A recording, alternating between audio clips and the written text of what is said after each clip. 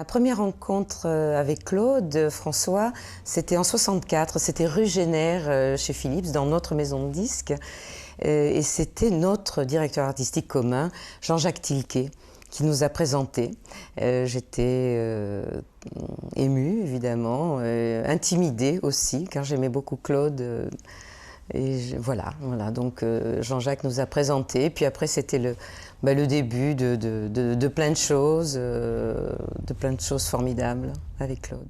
Claude aimait beaucoup donner des conseils et il me reprochait de trop rouler les airs.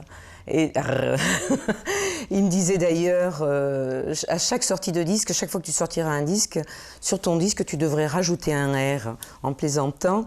Et il me reprochait aussi, il avait déjà dans l'idée, c'était qu'en 64, 65, ce dont je vous parle, mais je pense que l'idée de produire germait déjà, travaillait déjà. Et il me parlait il avait envie de me produire bien un jour, tout ça. Et donc, il me reprochait de trop rouler les airs. Il me reprochait aussi mon vibrato. Il me disait non, c'est plus la mode, il faut chanter droit. Chante droit. Et ça, je ne savais pas trop le faire. J'ai fait beaucoup de tournées avec Claude, donc à partir de 64. Et il y avait j'ai le souvenir évidemment du professionnel, et c'était, j'aime bien dire que j'ai fait l'école Claude François, car c'était une école, travailler avec Claude, le regarder travailler, on apprenait beaucoup avec lui. Mais en dehors de ça, donc c'était le patron, mais c'était en dehors de ça, quand le spectacle était terminé, c'était la détente, et il tenait beaucoup, c'était presque une obligation, à ce qu'on se retrouve tous après le spectacle pour aller souper. Et moi j'étais j'étais peureuse, j'avais peur de tout à l'hôtel, j'avais peur j'étais du genre à regarder dans les placards, regarder sous le lit, derrière les rideaux et tout. Et Tiki Olgado qui travaillait avec Claude à cette époque-là, ils avaient monté une petite histoire ensemble pour me faire peur. Et ça a été une peur. C'était amusant, bien sûr, mais donc, comme à mon habitude, je rentre dans ma chambre, je regarde sous le lit, j'ouvre les placards, et là, une espèce de, je sais pas, de fantôme. Enfin, il y avait Tiki qui était tout blanc, avec de l'émail diamant qui coulait autour de la bouche, comme ça, qui me tombe dessus, voilà. Et ça avait fait rire Claude. Après avoir eu peur, j'ai ri aussi, évidemment. Alors, Claude aimait donner des conseils, donc je vous le disais tout à l'heure, et il était très professionnel, très précis dans tout ce qu'il faisait, tout était... Et il me disait toujours... Quand le matin, quand tu commandes ton petit déjeuner à l'hôtel, en tournée, tu commandes ton petit déjeuner, quand tu ouvres la porte de ta chambre, tu commences à faire ton métier. Et ça m'est toujours resté. Quand je pense toujours à cette réflexion, mais ça m'est toujours resté, je crois, d'avoir ce respect du public, des gens, et je pense aussi qu'à partir du moment où on sort dans la rue, où on ouvre la porte de sa chambre pour son petit déjeuner, eh bien, il faut être au mieux, voilà. Ma chanson préférée de Claude, il y en a beaucoup, mais je pense, une chanson que j'ai reprise d'ailleurs, c'est « Je sais ». Et moi, dans les années 64-65, où j'ai beaucoup travaillé avec lui, il parlait beaucoup de Jeannette. À cette époque-là, il nous parlait de son histoire avec Jeannette, de ce qu'il avait... Enfin, je crois qu'il a beaucoup souffert de cette séparation quand Jeannette est partie. Et je pense que cette chanson a été écrite en pensant à Jeannette. Et voilà, c'est une de mes préférées, et je l'ai mise d'ailleurs à mon répertoire. Ouais, c'est « Je sais ». La dernière fois que j'ai croisé Claude, je pense que, je ne suis pas bien sûre, mais je pense que c'est Je pense que lors de concerts, ça devait être à peu près un an ou peut-être un peu moins même avant qu'il nous quitte.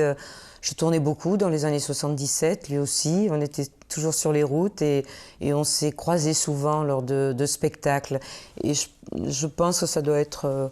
je crois que c'est lors d'un spectacle le 1er mai pour la fête du travail ou je sais plus quoi, d'un concert qu'on avait donné en plein air, une grande fête en plein air où on chantait tous les deux. Je pense que c'est là, la dernière fois où j'ai croisé Claude. Alors, quand j'ai appris la disparition de Claude, j'étais dans ma maison, une maison à la campagne près de Paris. Et je me souviens, c'était un samedi après-midi. Je venais d'accompagner les enfants à un goûter anniversaire et donc il y avait eu un flash sur Europe 1, je crois, un flash qui annonçait et c'était irréel, quoi. Je me demandais, je pensais que j'avais mal entendu, que j'avais mal compris, que c'était pas possible. D'ailleurs, je crois que toujours ce genre de nouvelles, on n'y croit pas au début. Aujourd'hui, le fait que Claude soit aussi présent, autant que s'il était toujours avec nous, c'est quelque chose de... Ça prouve bien qu'il était en avance sur son époque et qu'il était... tout est d'actualité toujours et il était visionnaire, il serait là aujourd'hui, il serait à la tête certainement d'une maison de disques et certainement d'une chaîne de télévision. Il avait ça en lui, il avait ça dans le sang, enfin, la production, le spectacle. Et je comprends que les jeunes en Corse l'aiment autant. Je pense qu'il était en avance et que c'est toujours que le personnage était intemporel.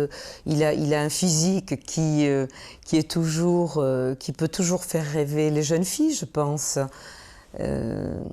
C'était le spectacle et le spectacle qui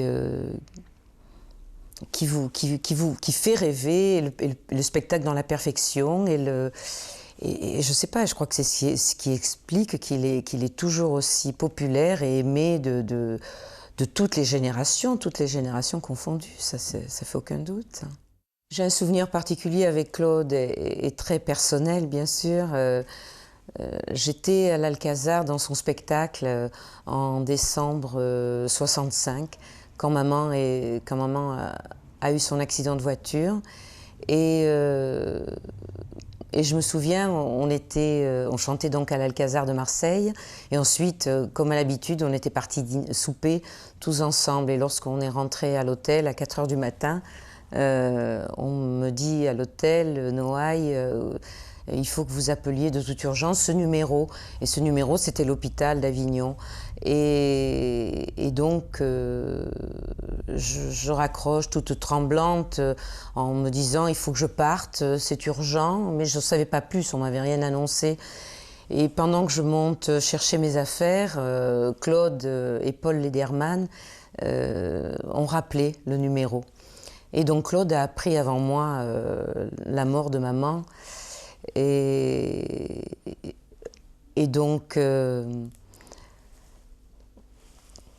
on veut pas y croire, hein, mais je crois qu'à travers la façon qu'il avait de me raccompagner à la voiture, avec du recul et tout, je sais qu'il savait avant moi. Et voilà, donc le lendemain, il s'était manifesté, bien entendu, comme avec toute la gentillesse, la classe qu'il pouvait avoir. Voilà, donc c'était un moment personnel et fort et terrible. Et voilà, enfin, il était là pour me soutenir aussi.